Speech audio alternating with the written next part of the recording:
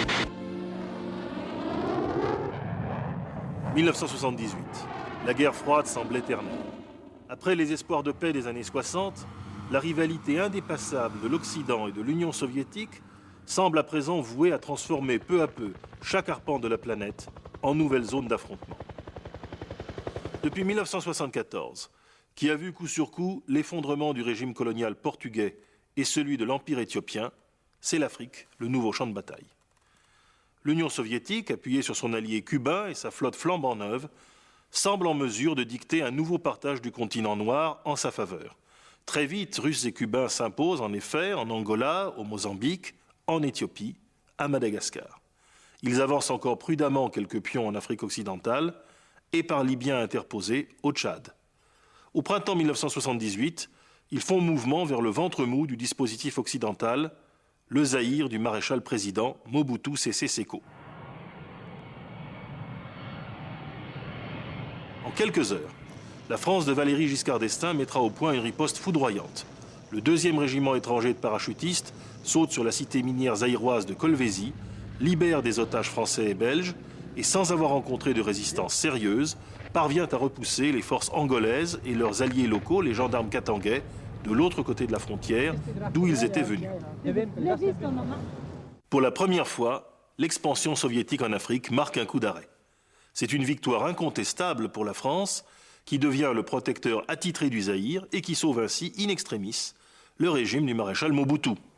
Pourtant, 20 ans plus tard, le bilan apparaît nettement plus contrasté. Essayons de le tirer avec le recul du temps et aussi l'ouverture des archives soviétiques.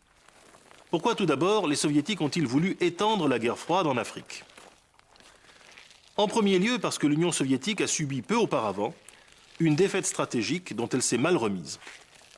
Anwar el-Sadat a expulsé d'Égypte ses conseillers et fermé ses bases. Or, la perte de l'Égypte, qui est la clé du monde arabe, est une humiliation terrible pour les dirigeants de l'Union soviétique.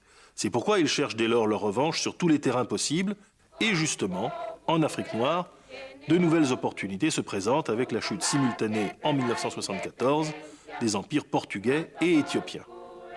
L'Afrique s'offre dès lors comme un vide relatif de puissance, une vaste zone ouverte aux coups d'audace où les soviétiques ne cessent d'accentuer leur pression.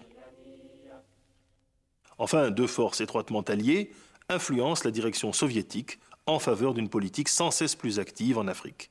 D'une part, Fidel Castro, qui après s'être vu progressivement fermer toute influence en Amérique latine, trouve en Afrique un nouveau terrain d'expansion de la révolution cubaine. Il y précipite une Union soviétique d'abord réticente, notamment en Angola, dès 1975. D'autre part, au sein même de l'establishment soviétique, les chefs de la marine et des troupes d'intervention, l'amiral Gorchkov et le maréchal Sokolov, qui y voient eux un prétexte parfait pour augmenter sans cesse leur part du budget militaire. Mais pourquoi avoir voulu frapper le Zaïre? Ce choix du Zaïre est lui-même tout à fait logique, une fois que la stratégie d'expansion eut été arrêtée. Il s'y joue en effet tout à la fois le sort de la guerre civile en Angola, le contrôle d'importantes richesses minières, et ce qui ne gâche rien, un symbolisme révolutionnaire considérable, celui de Lumumba et de la première révolution congolaise. Le Zaïre est tout d'abord directement engagé dans la guerre civile d'Angola, qui oppose depuis 1975 deux camps. D'une part, le régime communiste du MPLA, installé grâce aux ponts aériens soviétiques et à l'engagement de 20 000 soldats cubains à ses côtés, et d'autre part, le FNLA de Roberto Holden, le propre beau-frère de Mobutu, qui a failli 3 ans plus tôt prendre le contrôle du nord du pays, appuyé par la Chine et la CIA, et surtout, plus au sud, l'UNITA de Jonas Savimbi, dont les combattants sont eux soutenus par l'Afrique du Sud et la France. Dans ce conflit épuisant, le Zaïre constitue toujours la base arrière de toutes les offensives visant à détruire le régime au pouvoir à Luanda. Pour détruire cette base arrière, le gouvernement angolais va s'appuyer étonnamment sur les gendarmes katangais du Zaïre, réfugiés en Angola, pourtant anciens supplétifs des compagnies minières sud-africaines et de l'extrême droite portugaise. Ces derniers veulent aussi éviter le massacre que leur promettait Mobutu. En 1974, coup de théâtre, la révolution des œillets au Portugal amène au pouvoir des militaires communistes ou communisants. L'un d'entre eux, l'amiral Rosa Coutinho, nommé gouverneur de l'Angola, retourne alors les gendarmes katangais avec l'argent de Moscou et les rallie ainsi à ses amis du MPLA. Après avoir combattu avec les Cubains, les gendarmes sont prêts désormais à aller libérer leur province natale si Moscou continue à payer.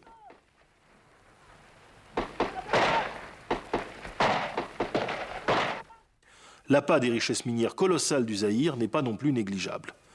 Le maréchal Mobutu, qui s'est emparé du pouvoir en 1965, après l'avoir largement inspiré depuis 1960, a mis en effet le pays à l'encan au profit de sa famille et de ses proches. Fort de l'appui de l'Occident, il agit avec un sentiment total d'impunité, alors que les provinces minières les plus riches, Kasaï et Katanga essentiellement, aspirent à récupérer leurs avoirs.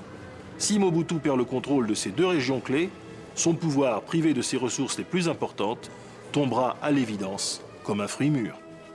Enfin, pour les Soviétiques comme pour les Cubains, le Zaïre, ou plutôt le Congo ex-belge, demeure un mythe révolutionnaire. En 1960, Patrice Lumumba, chef du premier gouvernement du Congo indépendant, symbolisait la révolte socialiste de l'Afrique décolonisée. Assassiné par des amis de Mobutu, alors chef de l'armée, avec l'active complicité des Américains et des Belges, le président défunt est vite devenu une icône du mouvement communiste. À Moscou, l'université ouverte aux étudiants du tiers-monde porte encore aujourd'hui le nom du dirigeant martyr. On le voit à tout concours à Moscou pour donner le feu vert à la conquête révolutionnaire du Zaïre. Cela dit, pour faire la guerre, il faut être deux. Or, c'est en quelques heures que Paris se décide à mettre en alerte le 2e régiment étranger de parachutistes de Calvi et de le faire sauter en urgence sur le Katanga, en ayant la nuit précédente rebricolé des parachutes américains à Kinshasa. C'est l'une des opérations militaires les mieux conçues et les plus spectaculaires de toute la guerre froide. Pourquoi à Paris le président Giscard d'Estaing a-t-il été convaincu d'assumer un risque aussi important dans un pays, le Zaïre, qui n'avait jamais été une possession française?